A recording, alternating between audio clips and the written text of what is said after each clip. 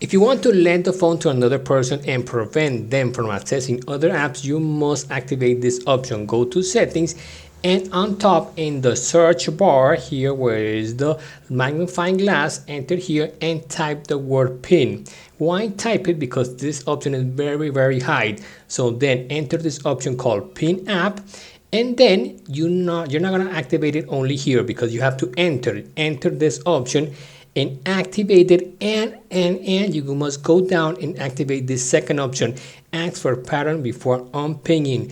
Now when the app is unpinged, it's gonna block the screen. So for example, you want to lend the phone for someone to make a call, but maybe that's an excuse for that person to look your WhatsApp or pictures. But you're gonna do the next thing, go to multitasking and go in the top of this icon and press pin this app. And here you can see that if you want to go out, you must hold these two buttons to go out, but the phone is going to be blocked. So you go, okay, the app is pinned.